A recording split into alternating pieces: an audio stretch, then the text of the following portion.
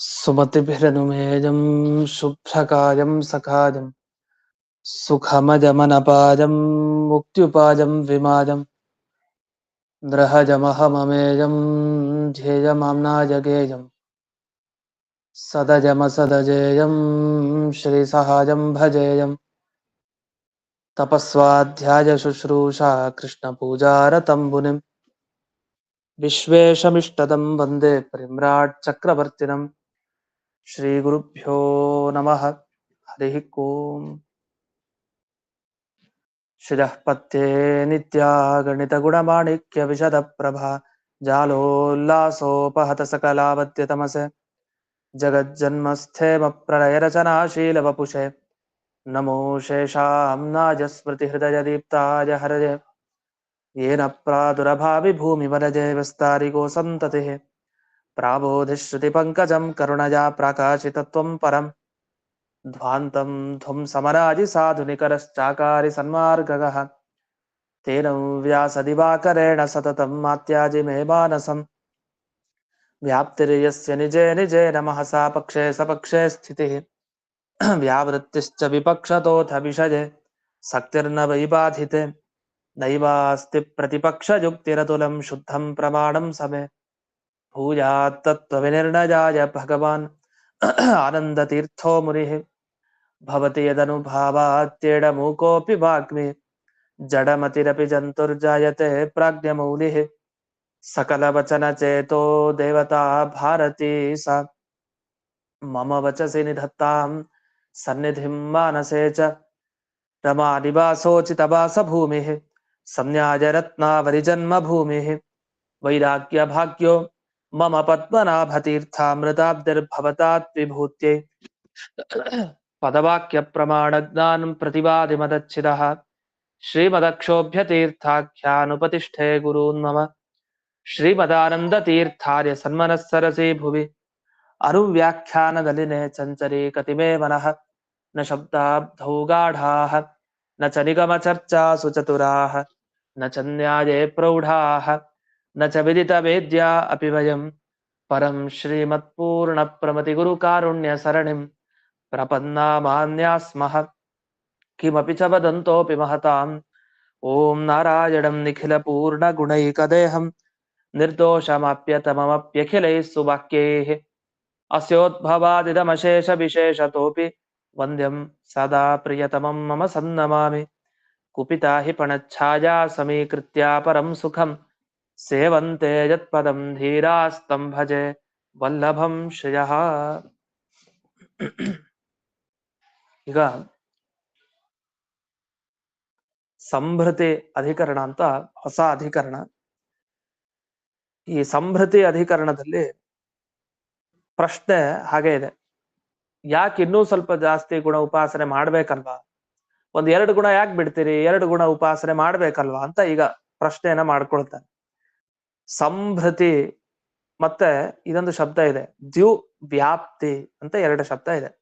ಇಲ್ಲಿ ಬರುವಂತಹ ಬ್ರಹ್ಮಸೂತ್ರ ಹೀಗೆ, ಓಂ ಸಂಭೃತಿ ದ್ಯುವ್ಯಾಪ್ತಿ ಅಪಿಚ ಅತಃ ಓಂ ಅಂತ. ಸಂಭೃತಿ ಮತ್ತೆ ದಿವ್ಯಾಪ್ತಿ ಅಂತ 2 ಗುಣ ಅಂತೆ. ಏನಿದು ಸಂಭೃತಿ ಅಂದ್ರೆ ಏನು, ದಿವ್ಯಾಪ್ತಿ ಅಂದ್ರೆ ಏನು ಅಂತ ಅಂದಾಗ, ಸಂಭೃತಿ, ಭೃತಿ ಅಂದ್ರೆ ಭರಣ ಮಾಡೋದು ಅಂತ, ನೋಡ್ಕೊಳ್ಳೋದು, ಪೋಷಣೆ ಮಾಡೋದು ಅಂತ ಅರ್ಥ. ಭರಣ ಮಾಡೋದು ಅಂದ್ರೆ ಕುಟುಂಬ ಭರಣೆ ಅಂತ ಹೇಳ್ತೀವಿ. ಕುಟುಂಬ ಭೃತಿ, ಕುಟುಂಬ ಭರಣ ಅಂದ್ರೆ ಪೋಷಣೆ ಮಾಡೋದು, ಅವರ ಜವಾಬ್ದಾರಿ ಹೊತ್ಕೊಳ್ಳೋದು ಅಂತ ಅರ್ಥ. ಪ್ರಕೃತ ಸಂಭೃತಿ, ಕುಟುಂಬ ಭೃತಿ, ಕುಟುಂಬ ಭರಣ, ಹಾಗೆ ಸಂಭೃತಿ, ಚೆನ್ನಾಗಿ ಭರಣ ಮಾಡ್ತಾನೆ ಯಾರು, ಪರಮಾತ್ಮ. ನಮ್ಮನ್ನ ಚೆನ್ನಾಗಿ ದೇವರು ತಾನು ಪೋಷಿಸ್ತಾನೆ. ಈ ಗುಣ ಚಿಂತನೆ ಮಾಡಬಾರ್ದ ದೇವರದು? ಖಂಡಿತ ಮಾಡ್ಬೇಕು. ಹಾಗಾದ್ರೆ ಈ ಗುಣ ಯಾಕೆ ಬಿಟ್ರಿ? ಮನುಷ್ಯರಿಗೆ ಮಾತ್ರ 4 ಹೇಳಿದ್ರಿ, ಸಚ್ಚಿದಾನಂದ ಆತ್ಮೇತಿ. ನಿಜ, ಸತ್ ಚಿತ್ ಆನಂದ ಆತ್ಮ ಇರ್ಲಿ, ನಮ್ಮನ್ನ ನೋಡ್ತಾನಲ್ಲ, ಮೊದಲು ನಮ್ಮನ್ನ ನೋಡ್ಕೊಳ್ತಾನೆ, ನಮ್ಮನ್ನ ರಕ್ಷಣೆ ಮಾಡ್ತಾನೆ, ಪೋಷಿಸ್ತಾನೆ. ಹಾಗಾದ್ರೆ ಸಂಭೃತಿ, ಭಗವಂತ ಸಂಭೃತಿ ಅಂತ ನಾವು ಧ್ಯಾನ ಮಾಡ್ಬೇಕಲ್ಲ. ಇದೊಂದು ದಿವ್ಯಾಪ್ತಿ ಅಂತ 2ನೇದು. ದಿವ್ಯಾಪ್ತಿ ಅಂದ್ರೆ, ವ್ಯಾಪ್ತಿ ಅಂದ್ರೆ ಎಲ್ಲಾ ಕಡೆ ವ್ಯಾಪಿಸ್ಕೊಂಡಿರೋದು. ದ್ಯು ಅಂದ್ರೆ ಏನು, ಯಾವುದರಿಂದ? ಪ್ರಕಾಶ. ಪ್ರಕಾಶದಿಂದ ಎಲ್ಲಾ ಕಡೆ ವ್ಯಾಪಿಸ್ಕೊಡ್ಬೇಕಲ್ಲ. ಈಗ ಮೋಕ್ಷಕ್ಕೆ ಹೋಗ್ತಾನೆ, ಅವನಿಗೆ ಜ್ಞಾನ ಪ್ರಕಾಶ ಇಲ್ಲ. ಹಾಗಾದ್ರೆ ಜ್ಞಾನದಿಂದ ಎಲ್ಲಾ ಕಡೆ ವ್ಯಾಪಿಸ್ಕೊಳ್ಬೇಕಲ್ಲ, ದಿವ್ಯವಾದ ಜ್ಞಾನ ಪಡಿಬೇಕಲ್ಲ, ಅದು ನಮ್ಗೆ ಇಷ್ಟನೇ. ಪ್ರಕಾಶದಿಂದ ವ್ಯಾಪ್ತಿ ಅದು ನಮಗೆ ಬೇಕು. ಭಗವಂತ ಯಾವಾಗ ತಾನು ತನ್ನ ಪ್ರಕಾಶದಿಂದ ಸಮಗ್ರ ಜಗತ್ತಿನಲ್ಲಿ ವ್ಯಾಪಿಸ್ಕೊಂಡಿದ್ದಾನೆ. ಈಗ ತಾನೇ ಭಾಗವತ ಪಾಠದಲ್ಲಿ ಬಂತು, ಪುರುಷ ಪರಮಾತ್ಮ ತಾನು ತನ್ನ ಪ್ರಕಾಶವನ್ನ ಇಡೀ ಬ್ರಹ್ಮಾಂಡದ ಪೂರ್ತಿಯಾಗಿ ಮಾಡ್ಕೊಂಡಿದ್ದಾನೆ ಅಂತ ಬಂತು. ಈ ತರದ ಚಿಂತನೆ ನಾವು ಮಾಡಬಾರ್ದ? ಮಾಡಿದ್ರೆ ತಾನೇ ನಮಗೂ ಒಂದು ದಿವ್ಯ ದಾನ ಪ್ರಕಾಶ ಬರೋದು. ಆದ್ರಿಂದ ಸಂಭೃತಿ, ದಿವ್ಯಾಪ್ತಿ ಎರಡು ಭಗವಂತನ ಗುಣಗಳು ವಿಶೇಷವಾಗಿದೆ. ಇದನ್ನ ಧ್ಯಾನ ಮಾಡಬೇಕಾ ಬೇಡ್ವಾ ಅಂತ ಒಂದು ಪ್ರಶ್ನೆ. ಅದೇನು ಮಾಡ್ಬೇಕಾ ಮಾಡಬೇಡ್ವಾ ಅಂತ ಯಾಕೆ ಪ್ರಶ್ನೆ? ಮಾಡೋದ್ ಮಾಡ್ಲೇಬೇಕಲ್ಲ, ಗುಣ ಅಂತಂದ್ಮೇಲೆ ನಮಗ್ ಬೇಕದು, ಮಾಡ್ಬೇಕಲ್ವಾ ಅಂದ್ರೆ ಹಾಗಲ್ಲ. ಲೋಕದಲ್ಲಿ ಕೆಲವರು ಧ್ಯಾನ ಮಾಡ್ತಾರೆ, ಕೆಲವರು ಮಾಡಲ್ಲ, ಎರಡ್ ತರನು ಕಂಡಿದ್ಯಲ್ಲ. ಆದ್ರಿಂದ ಪ್ರಶ್ನೆ, ಲೋಕದಲ್ಲಿ ಕೆಲವರು ಮಾಡದೇ ಇರೋರು ಬೇಕಾದಷ್ಟು ಜನ ಇರ್ತಾರೆ, ಅದನ್ನ ಸಂಶಯ ಯಾಕೆ ಬರ್ಬೇಕು? ಮಾಡೋರ್ ನೋಡ್ಬೇಕು. ನಿಜ ನಿಜ ಯಾರು ದೇವರ ಧ್ಯಾನ ಮಾಡ್ತಾರೆ ಅವರಲ್ಲೇ ಎರಡು ವಿಧ. ಕೆಲವರು ಈ ಸಂಭೃತಿ ದಿವ್ಯಾಪ್ತಿ ಎರಡು ಗುಣ ಈಗ್ತಾನೆ ಏನ್ ಹೇಳಿದೆ, ದೇವರು ಚೆನ್ನಾಗಿ ನಮ್ಮನ್ನ ಪೋಷಣೆ ಮಾಡ್ತಾನೆ, ದೇವರ ಪ್ರಕಾಶ ಎಲ್ಲಾ ಕಡೆ ಇದೆ ಅನ್ನೋ ಎರಡು ಗುಣ ಏನಿದೆ, ಇದನ್ನ ಕೆಲವರು ಧ್ಯಾನ ಮಾಡ್ತಾರೆ, ಉಪಾಸನೆ ಮಾಡ್ತಾರೆ, ಕೆಲವರು ಬಿಟ್ಟು ಬಿಡ್ತಾರೆ ಬೇಡ ಅಂತ. ಇದು ಎರಡೂ ಕಂಡಿರೋದ್ರಿಂದ ನಮಗೆ ಸ್ವಲ್ಪ ಸಂಶಯ ಬರ್ತಾ ಇದೆ. ಅದಕ್ಕೆ ಇವರು ಪೂರ್ವ ಪಕ್ಷ ಮಾಡಿಕೊಂಡ್ರು. ನೋಡಿ, ಒಂದು ಅಂಶ ಇದೆ, ಯಂ ಯಂ ಯಥಾ ಉಪಾಸತೆ ತದೇವ ಭವತಿ. ಯಾರ್ಯಾರು ದೇವರಲ್ಲಿ ಎಂತೆಂಥ ಗುಣಗಳನ್ನ ಚಿಂತನೆ ಮಾಡ್ತಾ ಧ್ಯಾನ ಮಾಡ್ತಾರೋ ಅಂಥವರಿಗೆ ಅಂತಂಥ ಗುಣಗಳು ತಮ್ಮ ಯೋಗ್ಯತಾನುಸಾರ ಸಿಗತ್ತೆ. ಈಗ ದೇವರಲ್ಲಿ ಜ್ಞಾನ ಇದೆ, ಜ್ಞಾನ ಇರುವಂತಹ ದೇವರು ಅಂತ ಚಿಂತಿಸ್ತಾ ಇದೆ, ನಮಗೂ ಜ್ಞಾನ ಬರುತ್ತೆ ನಮ್ ಯೋಗ್ಯತೆಗೆ ತಕ್ಕ ಹಾಗೆ. ದೇವರಲ್ಲಿ ಪೂರ್ಣ ಆನಂದ ಇದೆ ಅಂದ್ರೆ ನಮಗ್ ಬೇಕಾದ ಆನಂದ ಒಂದ್ ಸ್ವಲ್ಪನಾದ್ರು ಸಿಗತ್ತೆ. ಅದಕ್ಕೆ ದೇವರನ್ನ ಯಾವ ರೀತಿ ಚಿಂತಿಸ್ಬೇಕೋ ಅಂಥದ್ದನ್ನ ಶಾಸ್ತ್ರ ವಿಶೇಷವಾಗಿ ತಿಳಿಸ್ತಾ ಇರುತ್ತೆ. ನಿಮಗೆ ಆರೋಗ್ಯ ಬೇಕು ಅಂದ್ರೆ ದೇವರು ಎಲ್ಲರ ರೋಗವನ್ನ ಪರಿಹರಿಸೋನು, ದೇವರು ತನ್ನ ಕೈಯಲ್ಲಿ ಅಮೃತ ಕಲಶ ಹೊತ್ಕೊಂಡ್ ಬಂದಿದ್ದಾನೆ, ಅಮೃತವನ್ನ ನೀಡಿ ಪರಿಹರಿಸೋನು. ಹೀಗೆಲ್ಲ ಯೋಚಿಸ್ತಾ ಇದ್ದಾಗ ನಮ್ ರೋಗ ಪರಿಹಾರ ಆಗೋಗುತ್ತೆ. ಈ ತರ ಅಂತೂ ಯಾವ ರೀತಿ ನೀವು ದೇವರ ಉಪಾಸನೆ ಮಾಡ್ತೀರೋ ಹಾಗೆ ನಿಮಗೂ ಅನುಗ್ರಹ ಆಗತ್ತೆ. ಯಂ ಯಂ ಯಥಾ ಉಪಾಸತೆ ತತ್ತಥೈವ ಭವತಿ ಅಂತ ಹೀಗಿದೆ. ಈ ತರ ಎರಡನ್ನು ನಾವು ಉಪಾಸನೆ ಮಾಡ್ತಾ ಹೋದ್ರೆ ಆಗ ಸ್ವ ಅವರ ಭರಣ, ದೇವ್ರ ಹೇಗ್ ನಮ್ಮನ್ನ ನೋಡ್ಕೊಳ್ತಾನೋ ನಾವು ನಮಗಿಂತ ಚಿಕ್ಕವನ್ನ ನಾವು ನೋಡ್ಕೊಳ್ಲಿಕ್ಕೆ ಒಂದು ಶಕ್ತಿ ಬರುತ್ತೆ. ಈಗ ಕೆಲವ್ರಿಗಿರತ್ತೆ, ನಾವು ಒಂದಿಷ್ಟು ಜನಕ್ಕೆ ಅನ್ನದಾನ ಮಾಡ್ಬೇಕು, ನಾವು ಒಂದಿಷ್ಟು ಜನನ ಚೆನ್ನಾಗಿ ನೋಡ್ಕೊಬೇಕು, ಅವ್ರಿಗೆ ಸಹಾಯ ಮಾಡ್ಬೇಕು, ಎಲ್ಲ ಮನಸ್ಸಲ್ಲಿದೆ, ಒಳ್ಳೆ ಭಾವನೆ ಇರುತ್ತೆ. ಆದ್ರೆ ನಮ್ಗ ಅಂತ ಸೌಕರ್ಯ ನಮಗೆ ಇರಲ್ಲ, ಇನ್ ಬೇರೆಯವ್ರು ನೋಡ್ಕೊಳ್ಳೋದು ಹೇಗೆ? ಇದು ಕಷ್ಟ ಇರುತ್ತೆ. ಅದಕ್ಕೇನ್ ಮಾಡ್ಬೇಕು? ಇಂತಹ ಗುಣವನ್ನ ಧ್ಯಾನ ಮಾಡ್ಬೇಕು. ಸಂಭೃತಿ, ದೇವ್ರೆ ನೀನು ಎಲ್ಲರನ್ನು ಎಷ್ಟು ಚೆನ್ನಾಗಿ ಪೋಷಣೆ ಮಾಡ್ತೀಯಾ, ಎಷ್ಟು ನೋಡ್ಕೊಡ್ತೀಯಾ, ನಿನ್ನಿಂದ ಎಲ್ರಿಗೂ ಅನುಗ್ರಹ ಆಗ್ತಾ ಇದೆ ಅಂತ ಧ್ಯಾನ ಮಾಡ್ತಾ ಇದ್ದಷ್ಟು ನಮಗೂ ಅಂತ ಶಕ್ತಿ ದೇವ್ರು ಕೊಡ್ತಾನೆ ಅಂತ ಅರ್ಥ. ಯಾಕೆ ದೇವ್ರ ಧ್ಯಾನ ಹೇಗ್ ಮಾಡ್ತಾನೋ ಹಾಗ ಫಲ ಪಡ್ಕೊಳ್ಳೋದ್ರಿಂದ ದೇವರು ತನಗಿಂತ ಚಿಕ್ಕವರಾದ ಎಲ್ಲರನ್ನೂ ತಾನು ನೋಡ್ಕೊಳ್ತಾನೆ. ನಾವು ನಮಗಿಂತ ಯಾರು ಚಿಕ್ಕವ್ರು ಇರ್ತಾರೋ ಅಂಥವ್ರು ನಾವು ನೋಡ್ಕೊಳ್ಳುವಂತ ಶಕ್ತಿ ನಮಗ್ ಬರುತ್ತೆ ಅಂತ ಅರ್ಥ. ಆದ್ರಿಂದ ಮುಮುಕ್ಷು, ಯಾರು ಮೋಕ್ಷವನ್ನ ಬಯಸ್ತಾನೆ ಅಂಥ ವ್ಯಕ್ತಿ ತಾನು ಮೋಕ್ಷಕ್ಕೆ ಹೋದಾಗ ತಾನು ಕೂಡ ತನಗಿಂತ ಚಿಕ್ಕವರಾದರನ್ನ ಭರಣ ಪೋಷಣೆ ಮಾಡಬೇಕು ಅಂತ. ಅದಕ್ಕೋಸ್ಕರ ಒಬ್ಬ ಮುಮುಕ್ಷು, ಲೋಕದಲ್ಲಿ ಬಿಡಿ, ಒಬ್ಬ ಮುಮುಕ್ಷು ಮೋಕ್ಷವನ್ನ ಬಯಸುವಂತಹ ವ್ಯಕ್ತಿ ತಾನು ಮೋಕ್ಷಕ್ಕೆ ಹೋದಾಗ ಇಂಥ ಗುಣ ನನ್ನಲ್ಲಿ ಬರಲಿ ಅಂತ ಅಪೇಕ್ಷೆ ಪಡ್ತಾನೆ ಅಂದ್ರೆ ದೇವರನ್ನ ಆ ರೀತಿ ಧ್ಯಾನ ಮಾಡೋದು ಅವನ ಕರ್ತವ್ಯ ಆಗಿದೆ ಅಲ್ವಾ ಅಂತ ಒಂದು ಪ್ರಶ್ನೆ. ಇನ್ನು ಪ್ರಕಾಶತಃ ವ್ಯಾಪ್ತಿ, ಅದು ಬಂತಾಗ್ರೆ ಮೋಕ್ಷದಲ್ಲೂ ಕೂಡ ತನ್ನ ತೇಜಸ್ಸಿನಿಂದ ಎಲ್ಲಾ ಕಡೆ ದಿವ್ಯ ದೇಹ ತಗೊಂಡು ಎಲ್ಲಾ ಕಡೆ ಸಂಚರಿಸಬೇಕು ಅಂತ ಆದ್ರೆ ಆಗ ಆ ರೀತಿಯ ಧ್ಯಾನವನ್ನ ಭಗವಂತನ ಬಗ್ಗೆ ಮಾಡ್ಬೇಕು. ಭಗವಂತನ ಬಗ್ಗೆ ಆ ರೀತಿ ಧ್ಯಾನ ಮಾಡಿದಾಗ ಎಲ್ಲ ಕಡೆ ತಾನು ಕೂಡ ಮೋಕ್ಷದಲ್ಲಿ ಹಾಗೆ ಸಂಚರಿಸ್ಕೊಂಡು ಇರುವಂತಹ ಶಕ್ತಿ ಅವನಿಗೆ ದೊರಕುತ್ತೆ.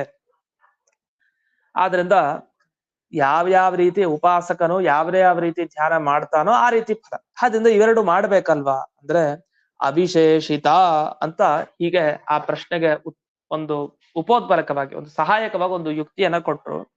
ಹೌದು, ಮೋಕ್ಷ ಬಯಸ್ಬೇಕು ಅನ್ನೋದು ಇಂಥವರಲ್ಲಿ ಅಂಥವರಲ್ಲಿದೆ ಅಂತಲ್ಲ, ಎಲ್ರಲ್ಲೂ ಇದೆ. ಮುಮುಕ್ಷುತ್ವ ಅಂತ ಒಂದು ಧರ್ಮ, ಮನುಷ್ಯತ್ವ ಎಲ್ಲರಲ್ಲೂ ಇದೆ ಅಂತ ಹೇಳೋದು ಸಹಜ. ನಾವು ಅದನ್ನ ಹೇಳ್ತಾ ಇರ್ತೀವಿ. ಮನುಷ್ಯತ್ವ ಎಲ್ಲರಲ್ಲೂ ಇಲ್ವಾ? ಎಲ್ಲರಲ್ಲೂ ಮನುಷ್ಯತ್ವ ಇದೆ. ಬ್ರಾಹ್ಮಣತ್ವ ಎಲ್ಲರಲ್ಲೂ ಇರತ್ತಾ? ಇಲ್ಲ. ವೈಷ್ಣವತ್ವ ಎಲ್ಲರಲ್ಲೂ ಇರಲ್ಲ.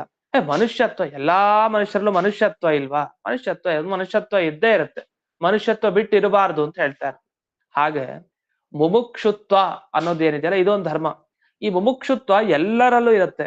ಯಾರಿಗ್ ಮೋಕ್ಷ ಬೇಡ ಅಂತಿದೆ? ಎಲ್ರಿಗೂ ಮೋಕ್ಷ ಬೇಕು ಅಂತ ಆಸೆ ಇದ್ದೇ ಇದೆ. ಅದ್ ದೈತ್ಯರಾಗ್ಬೋದು, ದೇವತೆಗಳಾಗ್ಬೋದು, ಮನುಷ್ಯರಾಗ್ಬೋದು, ಗಂಧರ್ವರು, ಋಷಿಗಳು ಯಾರೇ ಆಗ್ಬೋದು, ಎಲ್ಲರೂ ಕೂಡ ಮೋಕ್ಷ ಬೇಕು, ಮೋಕ್ಷ ಬೇಕು. ಅದು ಎಂಥ ಮೋಕ್ಷ ಅನ್ನೋದು ಬೇರೆ. ಅದು ಅಂಧನ್ ತಪಸ್ಸು ಆಗ್ಬೋದು, ಈ ನರಕ ಬೇಕು ಅಂತ ಬಯಸೋರು ಇರ್ಬೋದು, ಈ ಅಂಧನ್ ತಪಸ್ಸು. ಮೋಕ್ಷ ಬೇಕು ಅಂತ ಬಯಸೋರು ಇರ್ಬೋದು, ಅಂತ ಒಳ್ಳೆ ಮೋಕ್ಷ. ಅಂತೂ ಮುಮುಕ್ಷುತ್ವ ಎಲ್ಲರಲ್ಲೂ ಇದೆ. ಯಾರ್ಯಾರಿಗೆ ಮೋಕ್ಷ ಬೇಕು ಅಂತ ಇಚ್ಛೆ ಇದೆಯೋ ಅಂತ ಒಳ್ಳೆ ಮೋಕ್ಷ, ಅಂಥವರು ದೇವರಲ್ಲಿ ಸಂಭ್ರತಿ, ದಿವ್ಯಾಪ್ತಿ ಎರಡು ಗುಣ ಉಪಾಸನೆ ಮಾಡಬೇಕು ಅಂತ. ಅದಕ್ಕೆ ನಚ ಅಂತ ಇಲ್ಲಿ ಈ ನ್ಯಾಯ ವಿವರಣ ಗ್ರಂಥದಲ್ಲಿ ಮಧ್ವಾಚಾರ್ಯರು ಯಾವ ವಿವರಣೆ ಮಾಡಿದ್ದಾರೆ ಅದನ್ನ ಇಲ್ಲಿ ಗುರುವರ್ಥ ದೀಪಿಕಾದಲ್ಲಿ ವಿವರಣೆ ಮಾಡಿದ್ದಾರೆ. ಅದನ್ನ ಮೊದಲು ನೋಡಿ ಇದಕ್ಕೆ ಬರೋಣ. ಈ ಗುರುವರ್ಥ ದೀಪಿಕಾದಲ್ಲಿ ಮಾತನಾಡ್ತಾ ಮುಮುಕ್ಷವಃ ಇತಿ ಅವಿಶೇಷಾತ್ ಅಂತ ಹೇಳ್ತಾರೆ. ಎಲ್ಲರೂ ಮೋಕ್ಷ ಬಯಸೋರು, ಅದರಲ್ಲಿ ಇಂಥವ್ರು ಅಂಥವ್ರು ಅಂತ ಬ್ರಾಹ್ಮಣ ಮಾತ್ರ, ಕ್ಷತ್ರಿಯ ಮಾತ್ರ ಹೀಗಿಲ್ಲ. ಮೋಕ್ಷ ಬಯಕೆ ಅನ್ನೋದು ಎಲ್ರಿಗೂ ಇದೆ. ಶೂದ್ರ ಆಗ್ಲಿ, ವೈಶ್ಯನಾಗ್ಲಿ, ಬ್ರಾಹ್ಮಣ ಆಗ್ಲಿ ಎಲ್ರಿಗೂ ಇದೆ. ಮತ್ತೆ ಭರಣಸ್ಯ ದ್ಯುತೇಷ್ಟ, ಎಲ್ರೂ ಅಪೇಕ್ಷೆ ಏನಿದೆ, ನನಗಿಂತ ಕೆಳಗಿರೋರ್ನ ನಾವ್ ಚೆನ್ನಾಗಿ ನೋಡ್ಕೊಬೇಕು. ನನಗ್ ಮೇಲಿನವ್ರು ನೋಡ್ಕೊಳ್ಳೋದು ಬೇಡ ಬಿಡಿ, ನಮ್ಗೆ ಕೆಳಗಿರೋರ್ ಕಷ್ಟದಲ್ಲಿ ಇದ್ದವ್ರಿಗೆ ಚೆನ್ನಾಗಿ ನಾವು ನೋಡ್ಕೊಬೇಕು ಅಂತ ಏನೇನ್ ಅಪೇಕ್ಷೆ ಇರುತ್ತೆ ಅದು. ಮತ್ತೆ ದ್ಯುತೆ, ನಮಗೂ ಒಂದು ಪ್ರಕಾಶ, ನಮಗೂ ಒಂದು ತೇಜಸ್ಸು, ಕೀರ್ತಿ ಬೇಕು ಅಂತ ಯಾರ್ಯಾರಿಗೆ ಅಪೇಕ್ಷೆ ಇದೆ ಅಂತವ್ರೆಲ್ಲ ಸಾಮಾನ್ಯವಾಗಿ ಇಂಥ ಧ್ಯಾನವನ್ನ ಮಾಡ್ಲೇಬೇಕಾಗತ್ತೆ. ಅದಕ್ಕೆ ಉತ್ತರವನ್ನ ಕೊಡ್ಲಿಕ್ಕೆ ಮುಂದಕ್ಕೆ ಹೋಗ್ತಾರೆ. ಏನ್ ಉತ್ತರ ಕೊಡ್ತಾರೆ ಅಂತ ನೋಡೋಣ. ಇದೊಂದು ಶ್ಲೋಕವನ್ನ ಮೊದಲಿಗೆ ಉದಾಹರಣೆ ಮಾಡ್ತಾರೆ. ಪ್ರಮಾಣ ಬಲಮೇವ ಸಿದ್ಧಾಂತ ಸ್ಥಾಪಕಂ. ಹಾಗಲ್ಲ, ಒಂದು ಪ್ರಮಾಣದ ಬಲ ಇದೆ ನಮ್ಗೆ, ಯಾವ ರೀತಿ ಎಷ್ಟನ್ನ ಒಬ್ಬ ಉಪಾಸಕ ತಾನು ಧ್ಯಾನ ಮಾಡಬೇಕು ದೇವರ ಗುಣಗಳನ್ನ ಅವಲಂಬಿಸಿಕೊಂಡು ಅಂತ. ಅದ್ ಯಾವುದು ಅಂದಾಗ ಇದೊಂದು ಶ್ಲೋಕ. ಸತ್ಯೋ ಜ್ಞಾನಂ ಪರಮಾನಂದ ರೂಪ ಆತ್ಮೇತ್ಯೇವಂ ನಿತ್ಯದೋಪಾಸನಂ ಸ್ಯಾತ್ ನಾನ್ಯತ್ ಕಿಂಚಿತ್ ಸಮುಪಾಸೀತ ಧೀರಃ ಸರ್ವೈರ್ಗುಣೈರ್ದೇವಗಣ ಉಪಾಸತೆ. ಮನುಷ್ಯರು ಇಷ್ಟನ್ ಮಾಡಿ, ಸತ್ಯ, ಜ್ಞಾನಂ, ಪರಮ ಆನಂದ ರೂಪ, ಆತ್ಮ, 4 ಹೇಳಿದ್ರು. ಮತ್ತೆ ಇತಿ ಏವಂ ನಿತ್ಯದ ಉಪಾಸನಂ ಸ್ಯಾತ್, ಪ್ರತಿನಿತ್ಯ ಇಷ್ಟನ್ನಂತೂ ಮಾಡಿ 4. ಯಾಕೆ ನಿಮ್ ತಲೆಗ್ ಬರುತ್ತೆ, ಬುದ್ಧ್ಯಾರೂಢ, ನಮ್ಮ ಬುದ್ಧಿಯಲ್ಲಿ ಒಟ್ಟಿಗೆ ಈ 4 ಗುಣ ತಲೆಯಲ್ಲಿ ಉಳ್ಕೊಳ್ಳೋದಕ್ಕೆ ಯೋಗ್ಯತೆ ಇದೆ ಮನುಷ್ಯನಿಗೆ. ಆದ್ರಿಂದ ಆ ಯೋಗ್ಯತಾ ಪ್ರಕಾರವಾಗಿ ದೇವರನ್ನ ಸತ್ಯ, ದೇವರಲ್ಲಿ ಜ್ಞಾನ ಇದೆ ಪೂರ್ಣವಾಗಿ, ದೇವರಲ್ಲಿ ಪರಮ ಆನಂದ ಇದೆ, ಆ ಪರಮ ಆನಂದವೇ ಅವನು, ದೇವರು ಆತ್ಮ, ಅವನು ಸರ್ವಸ್ವಾಮಿ ಅಂತ ಹೀಗೆಲ್ಲ ಉಪಾಸನೆಯನ್ನ ಮಾಡದಷ್ಟು ಮನುಷ್ಯರಿಗೆ ಅನುಕೂಲ. ಯಾಕಂದ್ರೆ ಇದನ್ನು ಬಿಟ್ಟು ಬೇರೆ ಇದನ್ನ ನಾನ್ಯತ್ ಕಿಂಚಿತ್ ಸಮುಪಾಸೀತ ಧೀರ, ಒಬ್ಬ ಜ್ಞಾನಿ ಸ್ವಲ್ಪ ವಿವೇಕತನ ಇದೆ ಅಂತ ಆದ್ರೆ ಅಂಥ ಮನುಷ್ಯ, ಧೀರನಾದ ವ್ಯಕ್ತಿ ಈ 4 ಬಿಟ್ಟು ಪ್ರತಿನಿತ್ಯ ಬೇರೆ ಅದನ್ನ ಮಾಡ್ಲಿಕ್ಕೆ ಹೋಗ್ಬಾರದು ಅಂತ ಸ್ಪಷ್ಟ ಇದೆ. ಮತ್ ಬೇರೆ ಗುಣ ಯಾರ್ಗೆ?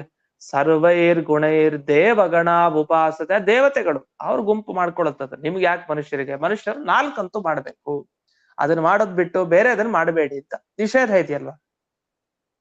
ಅದನ್ನ ನಿಷೇಧ ಇರೋದ್ರಿಂದ ನಮಗೆ ಸಂಭೃತಿ, ದಿವ್ಯಾಪ್ತಿ ಮನುಷ್ಯರಿಗೆ ಸಂಬಂಧ ಪಡೋದೇ ಇಲ್ಲ. ಈ ಅಧಿಕರಣದಲ್ಲಿ ಬಂದ ವಿಷಯ ನಮ್ಗೆ ಆಗಲ್ಲ. 4 ಗುಣ ಏನಿದೆ ಅದನ್ನ ಮಾಡಿ. 4 ಗುಣ ಬುದ್ಧಿಯಾರೂಢ ಆಯ್ತಾ, ಚೆನ್ನಾಗಿ ತಲೆಯಲ್ಲಿ ಬಂತ, ಇದನ್ನು ಮಾಡಿ, ಇಲ್ಲ ಅಂತಿಲ್ಲ. ಹಾಗಾದ್ರೆ ಅವ್ನ್ ದೇವತೆ ಅಂತ ಅರ್ಥ, ಒಂದ್ ಸಾಮಾನ್ಯ ಮನುಷ್ಯ ಅಲ್ಲ.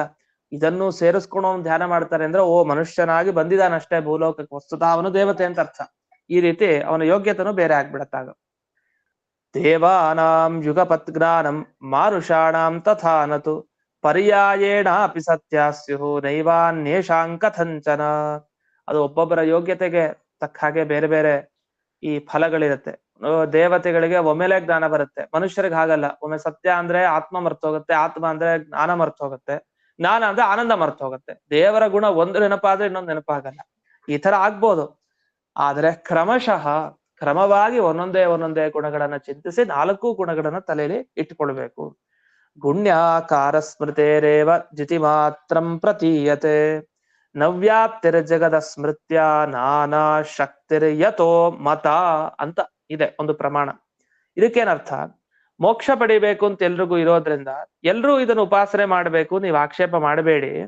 ಯಾಕೆ ಅಂದ್ರೆ ಈ ಮನುಷ್ಯರಿಗೆ ಇಷ್ಟ 4 ಗುಣ ಉಪಾಸನೆ ಮಾಡ್ಬೇಕು ಅಂತಿದೆ. ಹೌದು, ಇದೆಲ್ಲ ಸರಿ. ಈ ಗುಣ್ಯಾಕಾರ ಸ್ಮೃತಿ ಅಂತ ಒಂದು ಮಾತು ಬಂದಿದೆ. ಅಂದ್ರೆ ದೇವರ ಸ್ಮರಣೆ ಮಾಡ್ಬೇಕಾದ್ರೆ ಹೇಗ್ ಮಾಡ್ಬೇಕು?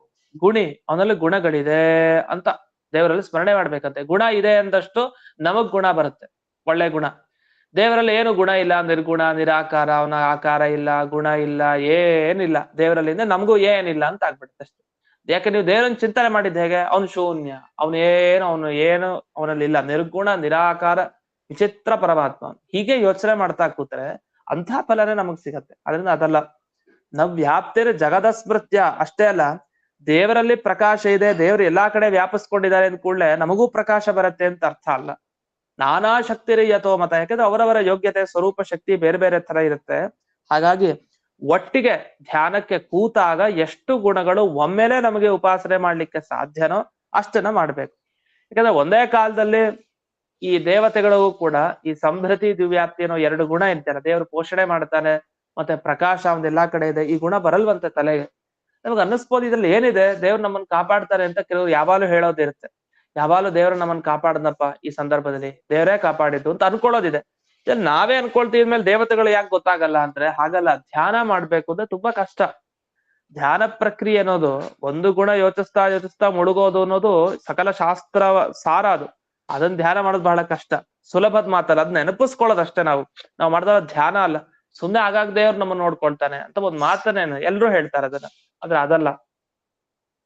ಇನ್ನು ಆನಂದಾದಿ 4 ಗುಣಗಳು ಅಂದ್ರೆ ಆನಂದ, ಸಚ್, ಚಿತ್, ಆನಂದ, ಆತ್ಮ, ಈ ಎಲ್ಲ 4 ಗುಣಗಳು ಮಾಡ್ಬಹುದು.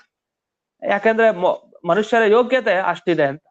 ಇನ್ನು ಅಷ್ಟೇ ಅಲ್ಲ, ಇದನ್ ಮಾಡ್ಬೋದಂತ ಒಂದು ಉಪಾಯ ಹೇಳ್ತಾರೆ. ಈಗ ನಮಗೂ ನಮ್ಮ ಅವಯವಗಳು ಪ್ರಕಾಶವಾಗಿರ್ಬೇಕು. ಈಗ ದೇವರು ಹೊಳಿತಾನಲ್ಲ, ದೇವರ ದೇಹ, ದೇವರ ಕಣ್ಣು, ಮೂಗು, ಕೈ, ಕಾಲು ಎಲ್ಲ ಹೊಳಿತಾ ಇರುತ್ತೆ. ಎಷ್ಟು ಪ್ರಕಾಶ. ಈಗ ಕೆಲವರು ಜ್ಞಾನಿಗಳು, ತೇಜಸ್ವಿಗಳು ತುಂಬಾ ತಪಸ್ಸನ್ನು ಮಾಡಿರ್ತಾರೆ. ಅವ್ರು ನೋಡಿದಾಗ್ಲೇ ಗೊತ್ತಾಗುತ್ತೆ ಎಂತ ದಿವ್ಯ ತೇಜಸ್ಸು, ಎಂಥ ಕಳೆ ದಿವ್ಯವಾದ ತೇಜಸ್ಸು ಅಂತ. ಅದು ಒಂದಾಯ್ತು. ಆದ್ರೆ ಸಹಜವಾಗಿ ಒಂದು ಅಂತಹ ಒಳಗಿರುವಂತಹ ಒಂದು ತೇಜಸ್ಸು ಇರತ್ತೆ ಒಬ್ಬೊಬ್ಬರಿಗೂ ಕೂಡ. ಅಂಥ ತೇಜಸ್ಸು ಸೃಷ್ಟಿಯಾಗ್ಬೇಕು, ಹೊರಗ್ ಬರ್ಬೇಕು ಅಂತ ಆದ್ರೆ, ಅಂಥ ದಿವ್ಯವಾದ ಪ್ರಕಾಶ ಪಡಿಬೇಕು ಅಂದ್ರೆ ಏನ್ ಮಾಡ್ಬೇಕು ಅಂದ್ರೆ ರಾಮರೂಪ ಕೃಷ್ಣ ರೂಪವನ್ನ ನೆನಪಿಸ್ಕೊಳ್ತಾ ಇರ್ಬೇಕಂತೆ. ರಾಮನ ರೂಪ ಮತ್ತೆ ಕೃಷ್ಣನ ರೂಪ. ರಾಮನ ರೂಪ ಹೇಗೆ ನೆನಪಿಸ್ಕೊಳ್ಬೇಕು? ಇಂದ್ರನೀಲ ಮಣಿ ಇದೆಯಲ್ಲ, ಅದರ ತರ ಕಾಂತಿ ಅಂತೆ ಭಗವಂತ. ನೀಲಮೇಘ ಶ್ಯಾಮ, ನೀಲಮೇಘ ಶ್ಯಾಮನಾದ ಕೃಷ್ಣನನ್ನ, ಇಂದ್ರನೀಲ ಮಣಿಯಂತೆ ಕಪ್ಪಾದ ಆ ಬಣ್ಣದ ಕೃಷ್ಣನನ್ನ ಅಥವಾ ರಾಮನನ್ನ ನೆನಪಿಸ್ಕೊಳ್ತಾ ಇರ್ಬೇಕಂತೆ. ಅವನ ಅವಯವ ಹೀಗಿದೆ, ಅವನ ಭಾಗ ಹೀಗಿದೆ. ರಾಮಾಯಣದಲ್ಲಿ ಬರುತ್ತೆ, ಮಹಾಭಾರತ ತಾತ್ಪರ್ಯದಲ್ಲಿ ಬರುತ್ತೆ ಕೃಷ್ಣನ ವರ್ಣನೆ, ಭಾಗವತದಲ್ಲಿ ಕೃಷ್ಣನ ವರ್ಣನೆ, ರಾಮನ ವರ್ಣನೆ ಬರುತ್ತೆ. ಆ ಧ್ಯಾನ ಶ್ಲೋಕಗಳನ್ನೆಲ್ಲ ಹೇಳಿರ್ತಾರಲ್ಲ, ಆ ಶ್ಲೋಕವನ್ನೇ ಚಿಂತನೆ ಮಾಡ್ತಾ ಇರ್ಬೇಕಂತೆ. ಹಾಗ್ ಮಾಡ್ತಾ ಮಾಡ್ತಾ ಅವರವರ ಅವಯವಗಳಿಗೂ ಪ್ರಕಾಶ ಬರತ್ತಂತೆ. ಯಾರು ಉಪಾಸನೆ ಧ್ಯಾನ ಮಾಡ್ತಾರಲ್ಲ ಅವನು ಕೂಡ ತೇಜ ಪುಂಜದಿಂದ ಕಂಗೊಳಿಸ್ತಾನೆ. ಯಾಕೆಂದ್ರೆ ಅಂತ ಧ್ಯಾನ ಮಾಡೋದ್ರಿಂದ. ಅದಕ್ಕೋಸ್ಕರನೇ ಕೆಲವು ಜ್ಞಾನಿಗಳು ನೋಡಿದಾಗ ತುಂಬಾ ಪ್ರಕಾಶ, ಏನೋ ಒಂಥರ ದಿವ್ಯವಾದ ಶಕ್ತಿ ಅಂತ ಅನ್ಸುತ್ತೆ. ಯಾಕೆ? ಅಷ್ಟು ಅವರು ಆ ಭಗವಂತನ ಗುಣಗಳನ್ನ ಆ ರೀತಿಯಿಂದನೂ ಉಪಾಸನೆ ಮಾಡ್ತಾ ಇರ್ತಾರೆ. ಅದನ್ನ ಧ್ಯಾನ ಮಾಡೋದ್ರ ಮೇಲೆ ಅದರ ಫಲ ಅನ್ನೋದು ಸಿಗತ್ತೆ. ಹಾಗಾಗಿ ಭಗವಂತನ ಸ್ಮರಣೆ ಇದೊಂದು ಮಾಡ್ಬೋದು, ಆದ್ರೆ ಇಡೀ ಜಗತ್ತನ್ನು ವ್ಯಾಪಿಸ್ಕೊಂಡಿದ್ದಾನೆ ಅಂತ ಸ್ಮರಣೆ ಮಾಡ್ಲಿಕ್ಕೂ ಕಷ್ಟ ಇದೆ. ಅದನ್ನ ನಮಗೆ ಆ ರೀತಿ ಜಗತ್ತಿನಲ್ಲಿ ನಮಗೂ ಒಂದು ವ್ಯಾಪ್ತಿ ಸಿಕ್ಬಿಡತ್ತೆ ಎಲ್ಲಾ ಕಡೆ ದೇವರ ತರ ಅಂತ ಹಾಗ ಅನ್ಕೊಳ್ಳೋ ಹಾಗಿಲ್ಲ. ಅದೊಂದು ಮಾತ್ರ ಕಷ್ಟ ಅಂತ ಹೇಳ್ತಾರೆ. ಹೀಗೆ ಇಷ್ಟು ಈ ಅಧಿಕರಣದ ವಿಚಾರ. ಇಲ್ಲಿ ಇನ್ನೊಂದು ವಿಚಾರವನ್ನ ಗುರುವರ್ಥ ದೀಪಿಕಾದಲ್ಲಿ ಇದನ್ನ ಬಿಡಿಸ್ತಾ ಹೋದಾಗ, ತರ್ಹಿ ಮುಕ್ತಾರಾಮ್ ಈಶತ್ ಪ್ರಕಾಶೋಪಿನ ಸ್ಯಾತ್. ಅಲ್ಲ, ಮುಕ್ತರಿಗಾಗ್ಬೇಕಾದ್ರೆ ದೇವರ ತರ ಪ್ರಕಾಶ ಎಲ್ಲಾ ಕಡೆ ವ್ಯಾಪಿಸ್ಕೊಂಡಿರೋದು ಅಂತ ಏನಿದೆಯಲ್ಲ, ಇದು ಅವ್ರಿಗೂ ಆಗ್ಬಾರ್ದಲ್ವಾ ಅಂದ್ರೆ ಅದ್ ಹೀಗಂತ ಅರ್ಥ. ಇಲ್ಲಿ ಗುಣ್ಯಾಕಾರ ಸ್ಮೃತಿ ಅಂತ ಬಂತಲ್ಲ, ಅಂದ್ರೆ ಗುಣವುಳ್ಳ ದೇವರ ಆಕಾರವನ್ನ ರೂಪವನ್ನ ಚಿಂತಿಸ್ಬೇಕು ಅಂತ. ಅದಕ್ಕೇನ್ ಅರ್ಥ? ಅದನ್ನ ವಾದಿರಾಜರು ಬಿಡಿಸಿದ್ದು ನಮಗ್ ಗೊತ್ತಾಯ್ತು. ವಾದಿರಾಜರು ಬಿಡಿಸ್ತಾ ಇದ್ದಿದ್ರೆ ಈ ಭಾಗ ನಮಗ್ ಗೊತ್ತಾಗ್ತಾ ಇಲ್ಲ. ಯಾವ ವಿಷಯ ಅದು? ಈಗ ಹೇಳಿದ ವಿಷಯ. ಇಂದ್ರನೀಲ ಸದೃಶ ಪ್ರಭಾಕ್ಷ ಗುಣವಾನ್ ಯೋಯಂ ಕೃಷ್ಣ ರಾಮಾದಿ ಅವತಾರ ತಸ್ಯ ಸ್ಮೃತಿ. ಎಷ್ಟು ಚೆನ್ನಾಗಿ ಹೇಳಿದ್ರು. ರಾಮಕೃಷ್ಣರ ಸ್ಮರಣೆ ಮಾಡಿ ಅದನ್ನೇ ಧ್ಯಾನ ರೂಪಕ್ಕೆ ತಗೊಂಬನ್ನಿ.